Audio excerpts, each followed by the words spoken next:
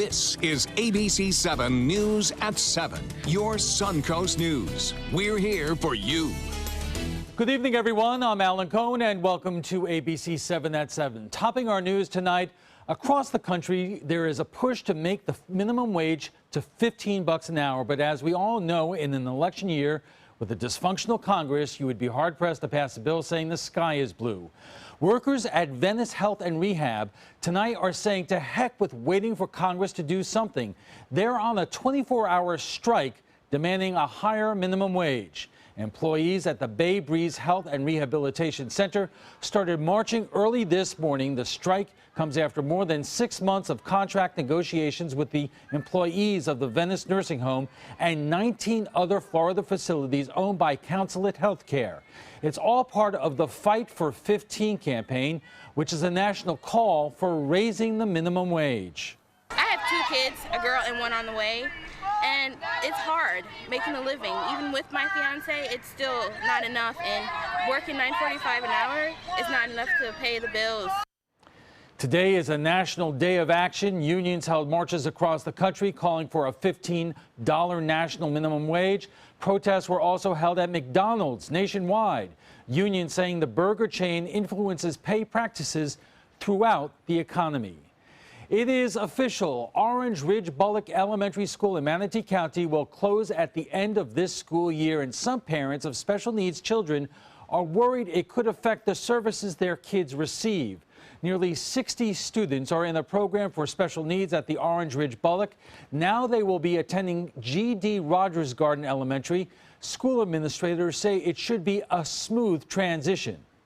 Facility-wise, once parents are able to see what the school actually looks like, they will be really pleased. So I think as long as the same faculty transfers over, I feel pretty confident that the only difference will be location. The district is also looking to change the name of Roger Garden to reflect Bullock and its students. It will continue just to be a little bit easier for parents to buy back-to-school supplies for their kids. Governor Rick Scott is signing a tax cut package which includes a sales tax holiday for back-to-school shoppers. It will take place during the first week of August. The Florida Retail Association says this will be a major economic boost for stores. The money that people save from not having to pay sales tax a lot of times goes back into buying other things, maybe an extra shirt, maybe extra supplies for their child. So the retailers will see extra benefit from this, not just on the items that are eligible. The tax cut package will also permanently eliminate a sales tax on manufacturing equipment. Governor Scott is also signing a new education bill into law, and it is not without controversy. Parents can now move their children to schools across county lines. Opponents of the law fear it will create a free agency system for high school athletes. This was among 20 bills signed today affecting high school sports. Another law allows private schools to join the State Athletic Association. And be on the lookout for a few changes if you take the bus in Sarasota. SCAT is making changes to its routes in Northport and express bus service. Buses will no longer serve the shops of Northport, and buses going to Siesta Key will only operate between Turtle Beach and Southgate Mall. Some service areas will also be discontinued in Northport. The route changes will take effect on Saturday. And Florida ranks 49th in the country when it comes to spending on mental health. Manatee County has Centerstone. Now Sarasota will soon have its own facility serving the mentally ill. Ground is being broken today for the Vincent Academy on Glengarry Street off of US 41. The 8,500 square foot facility will offer education, skill training, and career placement for adults living with mental illness. The academy will work closely with Sarasota County to help meet the needs of the community. People living with serious mental illnesses experience a high level of unemployment. Nationwide, 85 to 90% of the folks aren't working, and what happens is they become perpetual patients. Our solution to that is work, employment, skill training, and helping people live productive lives. Vincent Academy will also offer a media center, business facility, and instructional kitchen. It is set to open this fall. An update tonight to a story we brought you on Tuesday. The Florida Bar Association is opening a case against Freedom's Chance following an ABC 7 at 7 investigation. We discovered the nonprofit was accepting money from federal inmates to file petitions for clemency on their behalf. After speaking with the Department of Justice about one specific case, we found out no petition was ever filed. We'll keep you up to date as this story develops. Bradenton Beach could soon be the home for the 2018 World Offshore Rowing Championship. The World Rowing Federation will consider Coquina Beach as the first U.S. host of its offshore championship. The event is a 6-kilometer race that is called the mountain bike version of traditional rowing. Staff from Nathan Benderson are helping coordinate the bid.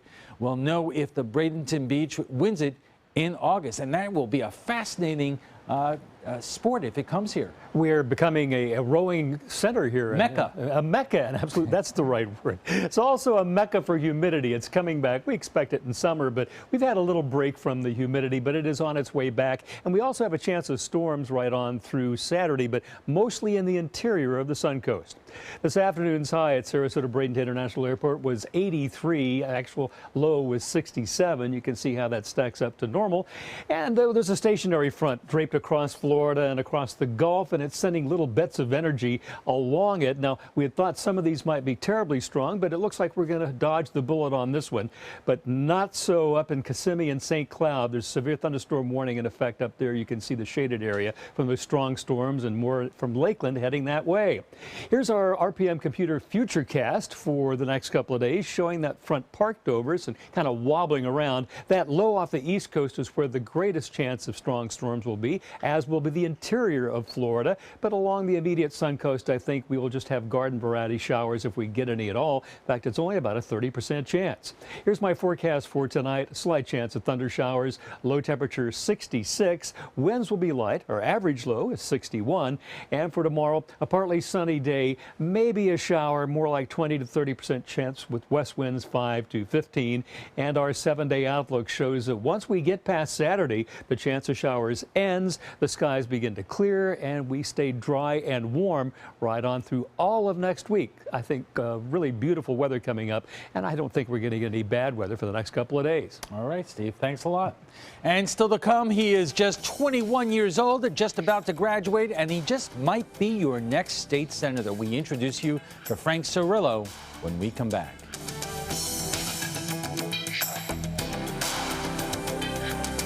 Introducing the all-new MySuncoast.com. MySuncoast.com has been completely redesigned and includes even more great content and features, including Marketplace, the area's most complete group of listings for local businesses, an all-new entertainment section with the latest news, events, and happenings from around the Suncoast, and your photo submissions. A brand new experience on your desktop or mobile device. The all-new MySuncoast.com. Just another way we're here for you.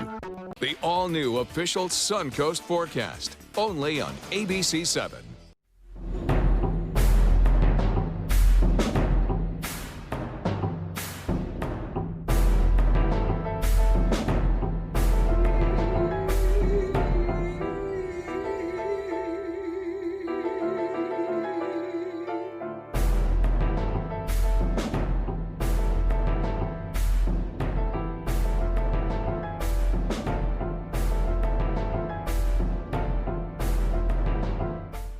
I'm Dale Mast, and we're celebrating 40 years on the west coast of Florida. It's our 40th anniversary, and it's time for a celebration, the Culligan Hydration Celebration. For a limited time, celebrate by taking $250 off any Culligan home system. That's $250 off Culligan water softener systems, drinking water systems, or whole house water filters. Help us celebrate our 40th anniversary, and remember, for better water, pure and simple, call today and say, "Hey, Culligan man." Last week, we introduced you to the 5 Republican candidates running for State Senate District 23 to replace Nancy Dieter. This week, you're going to meet the lone Democrat. And as ABC 7's Ray Collins shows us, he's like no one else running in this area. To say Frank Cirillo is a non-traditional candidate for state senate is an understatement. He's 21 years old, graduating next month, and hoping his first job is in the state senate. Not as an intern, he's already done that. He wants to represent the 23rd district, and his competition includes 4 current or former elected officials and another outsider who is already out of his 20s.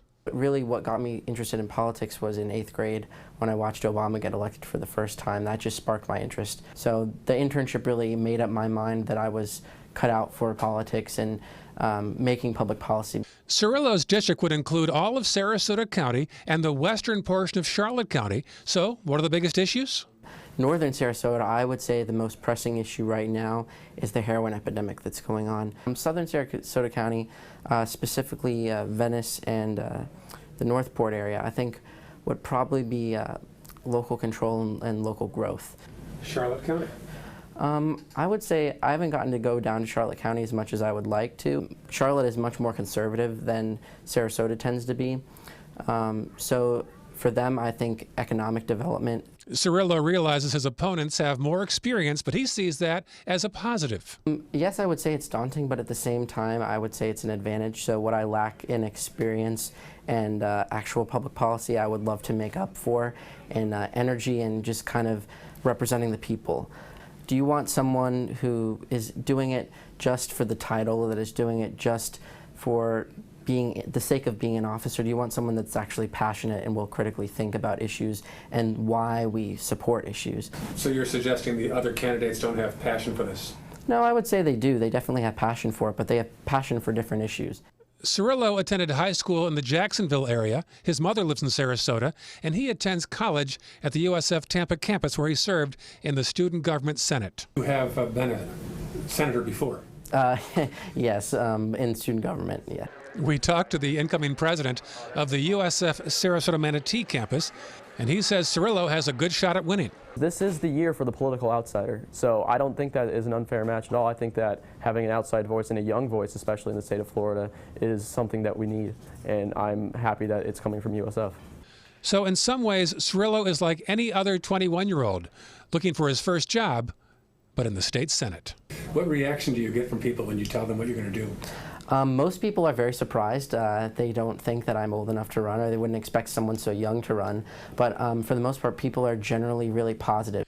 And Cirillo is positive of two things. He graduates May 6th and takes on the winner of the primary after August 30th.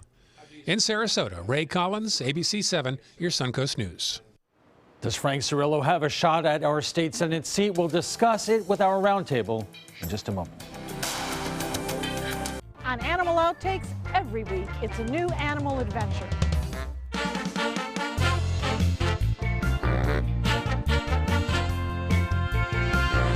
From meeting curious lemurs to feeding big cats and hosing down rhinos, there's never a dull moment. And sometimes these amazing animals chime in. Tune in to Animal Outtakes to find out what they have to say. Watch Animal Outtakes this weekend on ABC 7. Florida Studio Theater presents Yesterday, held over by popular demand, featuring the best of the British invasion.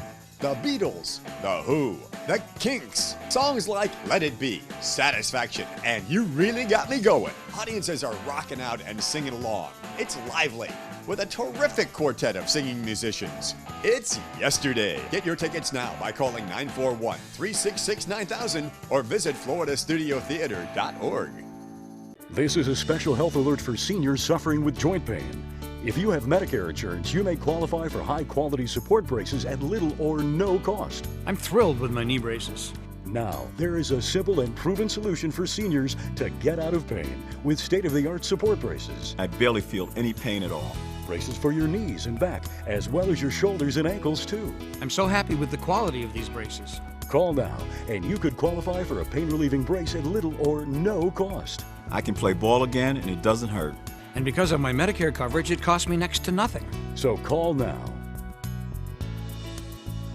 And because I have this red, white, and blue Medicare card, my braces have cost me just about nothing. It's true. You may get a knee, back, shoulder, and ankle brace at little or no cost. They qualified me for 2 knee braces and a back brace. If you have knee or back pain, give them a call. They can help. 1-800-476-8967. 1-800-476-8967.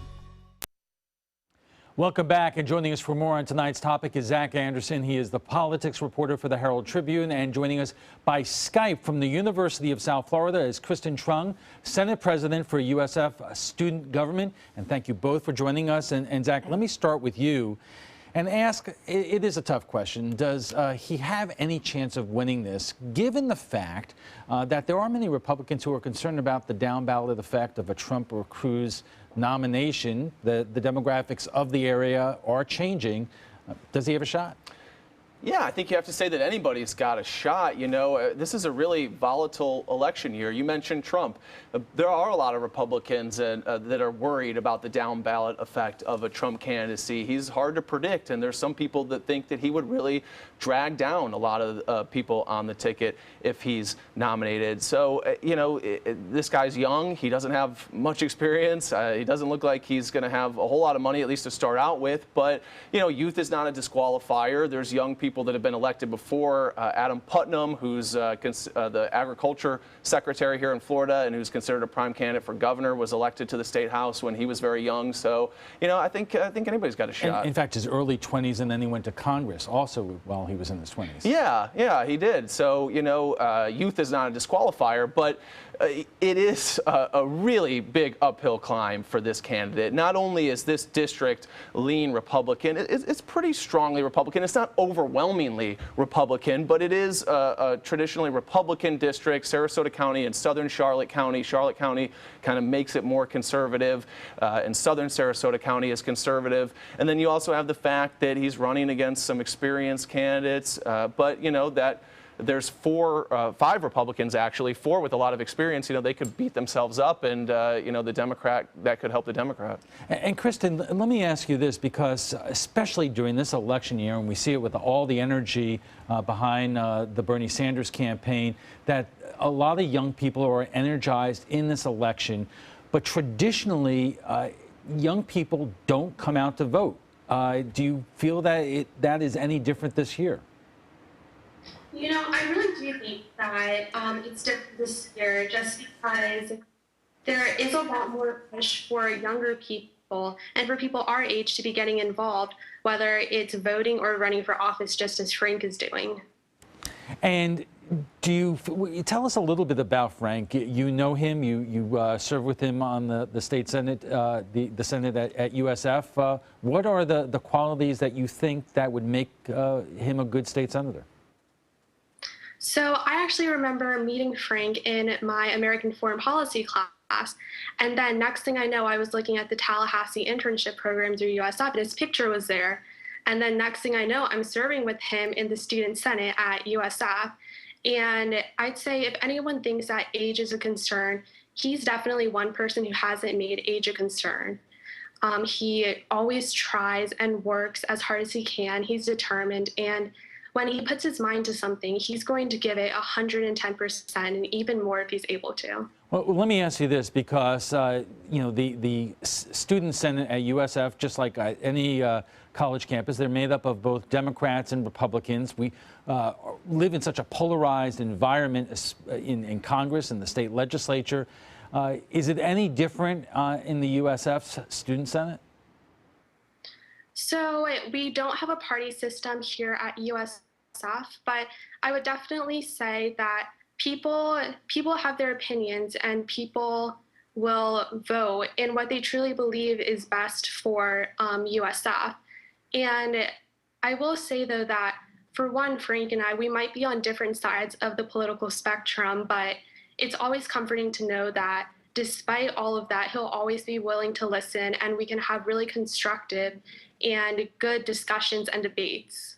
Hey, Zach, let me ask you this. Why do we only have one Democrat running for this seat? Why haven't the Democrats been able to recruit other candidates and make it a competitive primary and therefore try to make it a competitive race in the fall? Well, I think part of it is really the demographics of the seat. It is a Republican-leaning seat. I don't know the exact numbers, but it is a seat that I'm pretty sure went for Romney in 2012 and probably in 2008. When you look at that, you know, the Democrats have to figure out where they're going to invest their money. They're also facing 4 experienced Republican candidates, and depending on who comes out of that, you could have a pretty strong Republican in the race. So do you want to invest your money in that, or do you want to invest it in some other races that you think you have a better shot in. That being said, there are some rumors that, who knows, maybe somebody else could join the race. There's it's still time before qualifying, so you don't know. Well, let me ask you this. Most candidates, when they jump into a race, and especially a young person, are they aware of what it takes in terms of fundraising? You don't automatically get fundraising help from the state party. I'm not sure that they do. I mean, this guy seems pretty smart. He seems savvy. He was an intern in the Senate. I wouldn't call him naive, but at the same time, until you're really in it, until you've experienced it, I don't think you realize how hard it is to fundraise, how hard it is to ask people for money. The party is not going to help this guy because he hasn't proven anything. Maybe if he raised a bunch of money on his own, they might come in. But even then, the demographics of the seats still lean against him. So I don't think he's going to get party support. And so he's really on his own here. And that's a really tough road. But Kristen, we have seen examples. I remember the congressman who was the House majority leader lost his bid for re-election, Eric Cantor, by a grassroots campaign from a guy who people never thought had the chance. Would college students, not only at USF in Tampa, but down here in Sarasota and Manatee, basically get going and help him out and try to organize a grassroots campaign for him? I do think that the USF community that we have is really strong, and we really do support any student that we're able to. I think that Frank will definitely be using his connections that he's built with the USF Sarasota Manatee campus and with all the individuals that he knows down there to make a really great grassroots campaign that's going to show people his determination for anything he sets his mind to. And Zach, finally, do you see, especially as the primary season comes to a close, and with everything that we're talking about in terms of Trump and Cruz and where the Republican Party is, do you really think that it could have down ballot, ramifications? I certainly think it could. This is a year that Republicans really should do quite well. They're coming off 8 years of Obama. The momentum is always with the party that's not in power. That's where all the energy and the enthusiasm really is. And I think there's energy and enthusiasm for both Trump and Cruz amongst the grassroots. But whether those are candidates that can really appeal to a broad spectrum, which is what you need to win the country. This is not, you got to win beyond Republicans. So I think they are more polarizing candidates than some of the others that came before them. And we'll have to leave it there. I want to thank you both for joining us tonight, and we'll be back in just a moment. US Med has great news for anyone living with diabetes. If you have Medicare, private insurance, or prescription drug coverage, US Med will ship a new glucose meter right to your home. And shipping is free. My new meter uses only a speck of blood, so it's less painful than my previous meter. If you have Medicare, private insurance, or prescription drug coverage, you're covered with US Med. We're welcoming new patients, even if your current provider can't supply you anymore. I don't even have to test on my fingers anymore. I can test on my hand or forearms, and it's more accurate than my old meter. So call US Med today, and you'll have a choice of 2 great meters. One that actually speaks your results, or a meter so small it fits on the bottle of strips. Act now, and US Med will include a free prescription discount card. We'll also send you a free diabetes cookbook. This is your opportunity. So call US Med today. You'll be glad you did. You know what scares me? No electricity. Yeah, when this magical box suddenly stops working, I call the pros at Mr. Sparky and they send a superhero to save the day. How's it going, Pablo? It's going great, Mike. Pablo possesses amazing skill. He can perform incredible feats at blinding speed. Superhero! Couldn't have done it without you. Modest, too. Call 888-8-SPARKY. Just to be clear, I don't live here. Attention, this is an important message for anyone who had an IVC filter placed to prevent blood clots from traveling to their heart or lungs. Did your IVC filter move, break, or cause organ damage? The FDA warns that IVC filters may cause serious complications, such as heart or lung damage, internal bleeding, even death. If you or a loved one suffered serious complications, call IVC Filter Helpline now. You may be entitled to compensation. IVC filters are designed to prevent blood clots. If your IVC filter filter moved or broke, and you suffered heart or lung damage, internal bleeding, or if a loved one died as a result, call IVC Filter Helpline today. Our network of experienced attorneys is ready to fight for you. You'll pay nothing unless there's a recovery in your favor. Call today for a free confidential consultation. Don't fight this alone. Call IVC Filter Helpline now. Please call 800-897-6764. That is 800-897-6764. Welcome back. Last night we brought you a report about stingrays. No, not the animal. It's a device used by law enforcement to track cell phone data. The ACLU says it can collect your information without a warrant. Here is what you have to say. Steve Geisert writes, only if it can be used with a search warrant issued by the court. And Amy Monday writes, no, I have a right to private conversations, private interests, and private actions. Fourth Amendment, there is no probable cause here, and they need to get a warrant anyway. If you'd like to join the conversation about tonight's topic, just visit our Facebook page at facebook.com/news@7. And that is all the time we have for this evening. Thanks for joining us. I'm Alan Cohn. Have a good night.